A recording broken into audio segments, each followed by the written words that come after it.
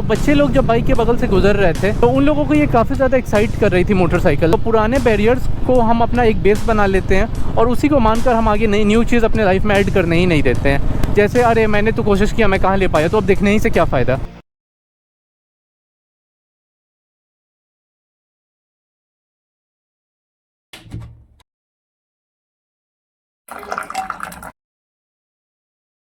And guys, this is the third day of our vlogging challenge और 2 दिन complete हो चुके हैं। आज तीसरा दिन का व्लॉग है और व्लॉग की शुरुआत हो रही है सुबह से।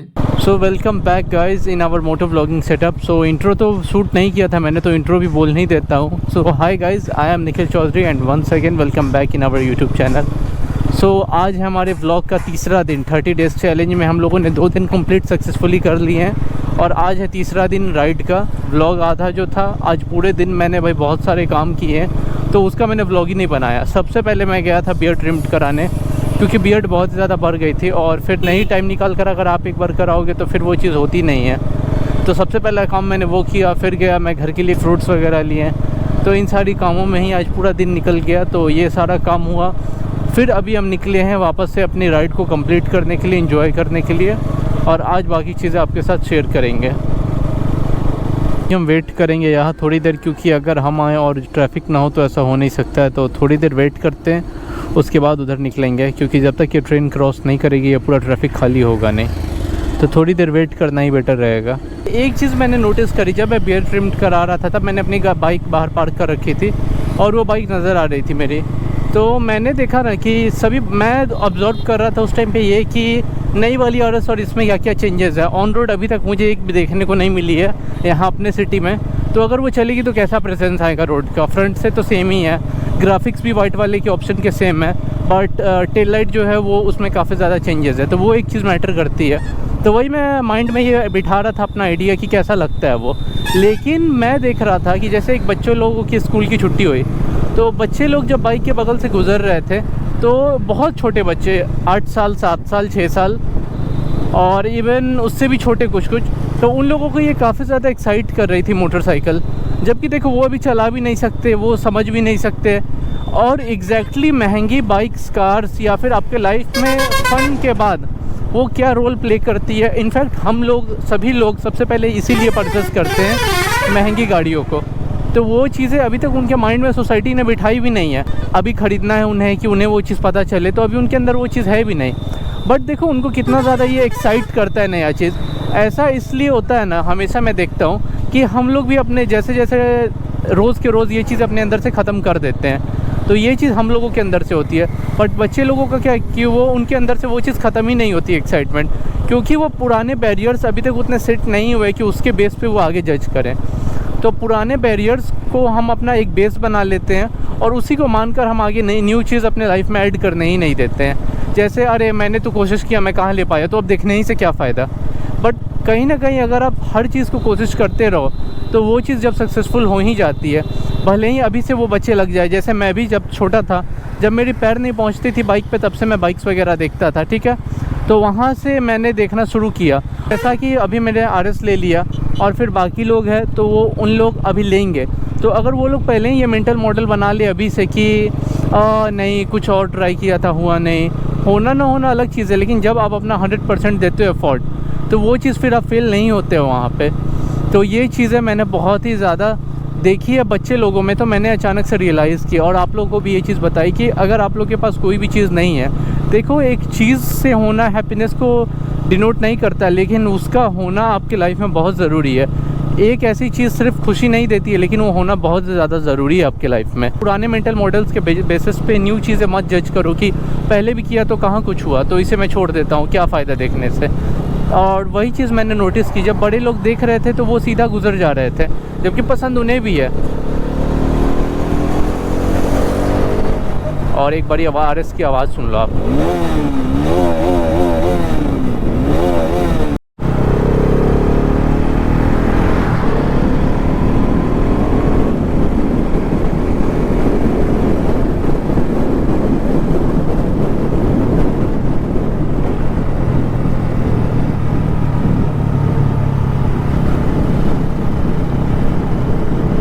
और भाई इधर का लोकेशन देखो कितना अच्छा आ रहा है।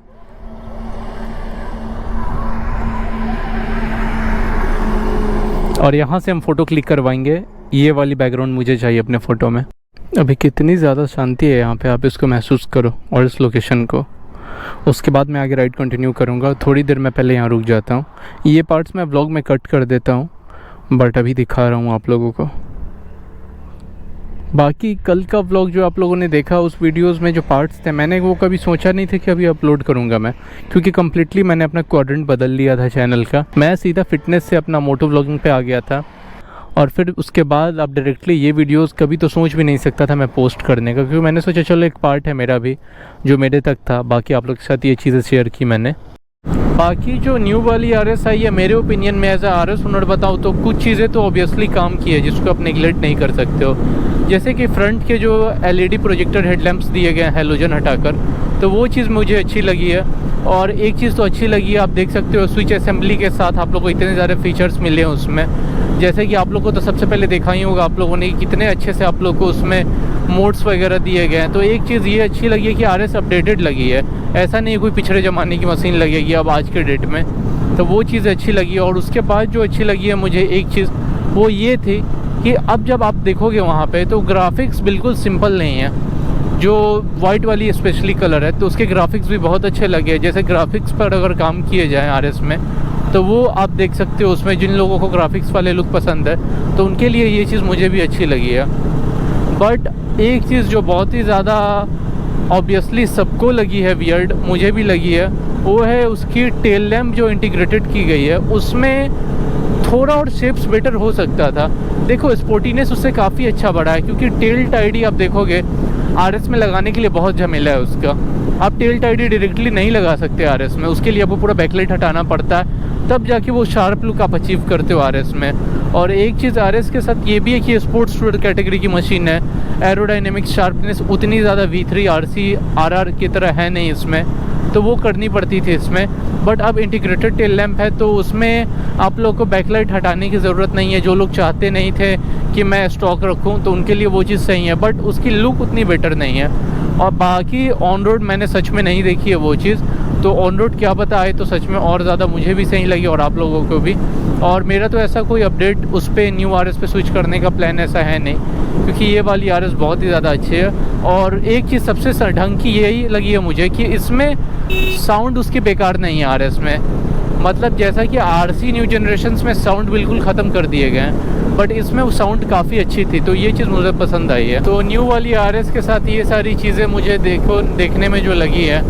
और बाकी सबसे बड़ी चेंज है जो कि है हमारा इंस्ट्रूमेंट क्लस्टर, यानी मीटर डिजिटल वाला। बहुत लोग बोल रहे हैं कि वो NS N160 वाला मीटर है, और मुझे भी यही चीज़ अभी तक लग रही थी। बट जब मैंने गौर से देखा और आज ही मैंने ये चीज़ नोटिस करी है अब, तो थोड़ा सा मीटर अलग है। NS 160 या फिर N160 वाला, ये सबसे मीटर थोड़ा अलग है रियली में। बट देखो अब ब्यूटीफुल नहीं है, वो TFT नहीं है, आई नो, और सुंदर भी नहीं है, लेकिन अगर कंपैरेटिवली देखा जाए इन्फॉर्मेशंस के लिए तो उसमें वो चीज़ बहुत ही काम की लगी है। और वो काम की है, उसको आप नेगलेक्ट नहीं कर सकते। जैसा कि उसमें देखा होगा आप लोगों ने, सारे फीचर्स भर के दिए गए हैं, मोड्स वगैरह सेट्स किए गए हैं, और जितने भी सारे फीचर्स डिजिटल मीटर में दिए जाते हैं वो सारी चीज़ें उसमें आप लोगों को देखने को मिलेंगे। तो ये चीज़ आप नेगलेक्ट नहीं कर सकते।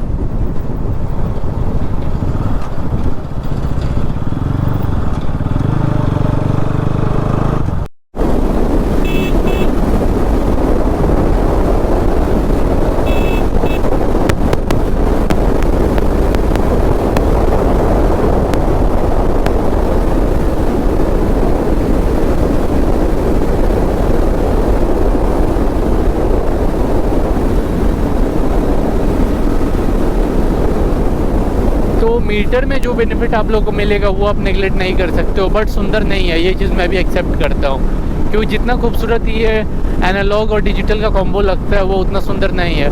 और डिजिटल में भी अगर वो TFT जैसा हो, TFT नहीं भी हो तो एक जैसे ड्यूक 250 में पहले LCD चलता था वो वाला होता तो ज़्यादा बेटर लगता, बट वो चीज़ भी उसमें नहीं है।